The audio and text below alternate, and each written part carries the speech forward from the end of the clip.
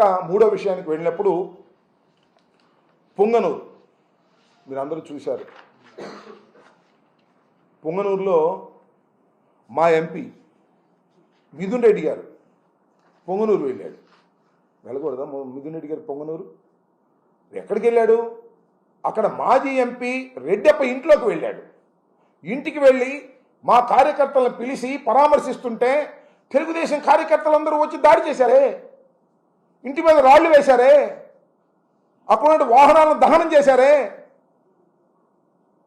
వాహనాలన్నింటినీ కూడా ధ్వంసం చేశారే. ఇవన్నీ ఎప్పుడు జరిగినాయి? పోలీసుల సమక్షంలో జరిగాయి. లాండ్ ఆర్డర్ ఉండట్టే ఈ రాష్ట్రంలో లేనట్టే చెప్పమని అడుగుతా ఉన్నా, ప్రభుత్వాన్ని అడుగుతా ఉన్నా, ముఖ్యమంత్రి గారిని అడుగుతా ఉన్నా. లాండ్ ఆర్డర్ ఉందా? ఒక ఎంపీ తన నియోజకవర్గంలోకి వెళ్ళి అక్కడ కార్యకర్తలను కలుసుకునేటటువంటి స్వేచ్ఛ లేనప్పుడు ఈ రాష్ట్రంలో లాండ్ ఆర్డర్ ఉందని ఎలా అనుకోవాలో చెప్పని మనం చేస్తున్నాం. ఇంకా ఒక చిత్రమైన విషయం చెప్తా. మాకు సంబంధించినటువంటి కార్లు దహనం చేశారు, మాకు సంబంధించిన కార్లు ధ్వంసం చేశారు, రెడ్డప్ప ఇంటి మీద రాళ్లు వేశారు, మాకు ఉన్నటువంటి కార్యకర్తలు అక్కడ కొట్టారు. చివరికి తీస్తే కథ ఏంటి అంటే పొంగనూరులో ఈ సంఘటనలో మిథున్ రెడ్డి మీద, రెడ్డప్ప మీద, ఇంకా 60 మంది మీద 307 కేసు పెట్టారు. తిరిగి మా మీద ఏమిటి అన్యాయం? లాండ్ ఆర్డర్ ఉండట పోయినట్ట? ఒకసారి ఆలోచన చెప్పని మనం చేస్తున్నాం. ఎంత దుర్మార్గం అంటే ఇంకొక విషయాన్ని ఈ సందర్భంగా చెప్పాలి మేము మీకు. ఇవాళ నారా చంద్రబాబు నాయుడు గారు కూడా మాట్లాడారు. మాట్లాడుతూ ఏమన్నారంటే, సరే ఆయన సహజంగా మాటలు కోటలు దాటుతాయి. ఏమంటారంటే శాంతి భద్రతల విషయంలో రాజీ లేదు, పోలీసులు కఠినంగా వ్యవహరించాలి, తెలుగుదేశం కార్యకర్తలు తప్పు చేసినా ఉపేక్షించవద్దని స్పష్టం చేశారు. తెలుగుదేశం కార్యకర్తలు తప్పు చేసినా ఉపేక్షించవద్దు అని పేపర్లో చెప్తాడు, కానీ మా మీద కేసులు పెడతారు. తెలుగుదేశం కార్యకర్తలు రాళ్లు వేస్తే వాళ్ళ మీద కేసులు పెట్టరు, వేళ్ళు తగలేస్తే దాని మీద కేసులు పెట్టరు. ఇంకో మాట మాట్లాడారు ఇక్కడ, వినాలి మీరు. హోంమంత్రి అనిత మరింత చురుగ్గా పనిచేయాలి. ఇది చంద్రబాబు నాయుడు గారు అన్నమాట, ముఖ్యమంత్రి గారు అన్నమాట. హోంమంత్రి అనిత గారు చురుగ్గా పనిచేయాలి అంటే ఏంటి దాని అర్థం? హోంమంత్రి అనిత గారు, వంగలపూడి అనిత గారు చురుగ్గా పనిచేయటం లేదు అంటే ఓ మాట చెప్పాలంటే పని చేయటం లేదు, ఇంకో మాటలో చెప్పాలంటే ఆమె పనికిరాదు, నేనే లాండ్ ఆర్డర్ని పర్యవేక్షిస్తా, ఆమె జాలిక అనేటువంటి మాట మాట్లాడారు. అమ్మా తల్లి అనిత గారు ఆలోచించుకోమని మనం చేస్తున్నా. నీ మీద ఆరోపణ చేస్తున్నారు వాళ్ళు, నువ్వు సరిగ్గా పని చేయటం లేదనేటువంటి భావనతో మాట్లాడుతున్నారు. అందువల్లనే కానీ వాళ్ళ తెలుగుదేశం ఆఫీసులో చంద్రబాబు నాయుడు గారు నన్ను చురుగ్గా పనిచేయట్లేదని అన్నాడు, అందువల్ల గట్టిగా చురుగ్గా మాట్లాడాలని ఇవాళ తెలుగుదేశం ఆఫీసులో ప్రెస్ మీట్ పెట్టి జగన్మోహన్ రెడ్డి గారిని, వైసీపీని చాలా ఇష్టం వచ్చినట్టుగా మాట్లాడే కార్యక్రమం చేశారు. ఏమంటది? పులివెందుల ఎమ్మెల్యే అంటే మాజీ ముఖ్యమంత్రి అనటం ఇష్టం లేదు ఆమెకి. పులివెందుల ఎమ్మెల్యే నువ్వు మా మీద ఆరోపణ చేస్తావా? 36 హత్యలు జరిగాయని చెప్తావా? మర్యాదగా హత్యల లిస్ట్ నాకు, లేకపోతే నీ మీద కేసు పెడతా. అంటే 36 రాజకీయ హత్యలు ఈ 45 రోజుల్లో జరిగాయి అంటే అది తప్పట. జగన్మోహన్ రెడ్డి గారి మీద కూడా కేసు పెడతారంట. పెట్టమ్మా, నీకు ఆ పవర్స్ ఉంటే పెట్టు తల్లి, కాదని మేము అంటలేదే. పెట్టడానికి అవకాశం ఉంటే పెట్టకుండా ఉంటారా మీరు? నాకు అర్థం కాల. రఘురామకృష్ణరాజు కేసు 3 సంవత్సరాల తర్వాత కేసు పెట్టారు కదా మీరు. జగన్మోహన్ రెడ్డి గారి మీద ఏ మాత్రం అనుమానం ఉన్నా, ఆస్కారం ఉన్నా తప్పుడు కేసులు పెట్టడానికి మీరు సిద్ధమవుతున్నారు అనేది మాకు చాలా స్పష్టంగా అర్థమవుతుంది. దాంతోపాటు ఏదో అందండి, మాట గుర్తు రావట్లేదు నాకు. జగన్మోహన్ రెడ్డికి ఏమైనా మైండ్ దొబ్బిందా అంది. ఎవరు అన్నది తెలుసా? హోంమంత్రి గారు, మహిళా హోంమంత్రి గారు.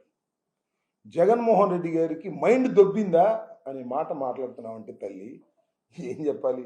ఈ రాష్ట్రంలో ఇంకా లాండ్ ఆర్డర్ను కాపాడేటటువంటి పరిస్థితి నీ దగ్గర ఉందని మేము నమ్మాలా? ఎవరికి మైండ్ దొబ్బింది? నువ్వు సరిగ్గా పని చేయటం లేదు అన్న చంద్రబాబు గారికా?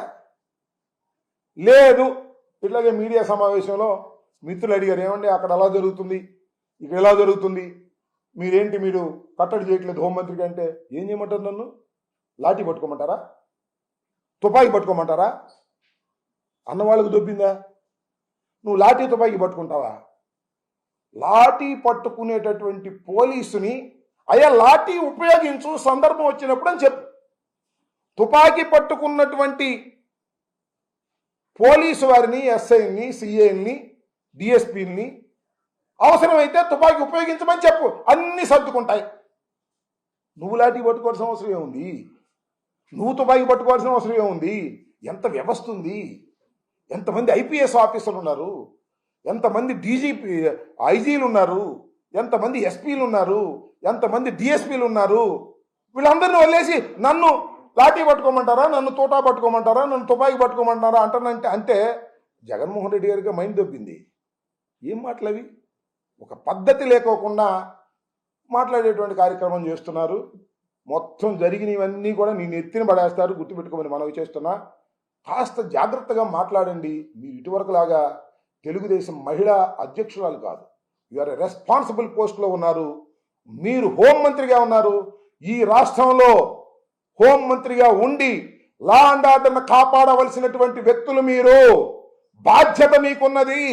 మీ దగ్గర పెద్ద వ్యవస్థ ఉన్నది. అదే అంటే పోలీస్ వ్యవస్థ నిర్వీర్యం చేసి ఎన్నాళ్ళు చెప్తారమ్మా? ఈ కథలు నాకు అర్థం కాల.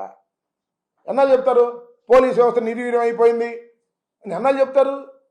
ఓ నెల చెప్పారు, 2వ నెల వచ్చింది, ఇంకా చెప్తానే ఉంటారా? అదేమంటే వివేకానంద రెడ్డి హత్య, గులకరాయి, కోడికత్తి, ఎన్నాళ్ళు చెప్పుకుంటారమ్మా? అయ్యా నేను అవన్నీ చెప్పే కదా మీరు అధికారంలోకి వచ్చారు. ప్రజలు నమ్మారో నమ్మలేదో, కారణాలు ఏంటో అది వేరే విషయం.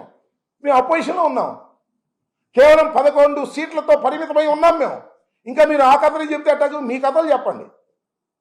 మేమేదైనా అడిగితే వినుకొండలో హత్య జరిగింది, దీనికి కారణం ఎవరంటే అక్కడ బాబాయిని హత్య చేశారు, ఇదే సమాధానం.